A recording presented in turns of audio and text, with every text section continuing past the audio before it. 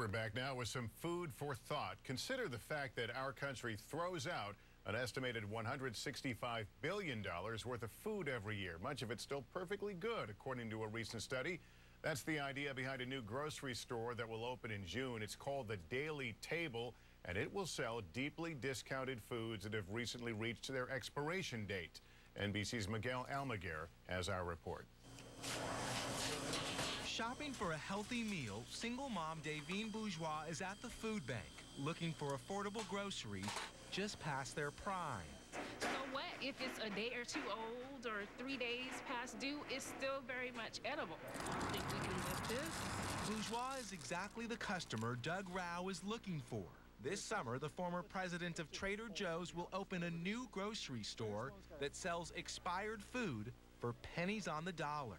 There's a lot of food out there that is wholesome and healthy that is just being disposed. Rao says he'll offer fresh produce. This is what I'm looking for. Use either as ingredients or to be able to sell Perfectly good dairy. Here's a fat-free milk.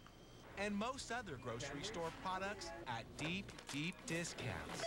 Grocers receive a lot of product that is perfectly sound, that has what's called a sell-by date or a best-by date. They pull that off the shelf right at the day. Some do it several days before, and it's being tossed, and that's a crime. According to a recent study, 40% of food produced in this country is dumped in the trash every year. $165 billion worth of edible food tossed out. Those date labels you see on food, sell by, use by, they are actually not federally regulated, and they're not meant to indicate safety. With that in mind, on this lot outside Boston, Rao will open the Daily Table. His nonprofit store will collect, then sell what other grocers won't.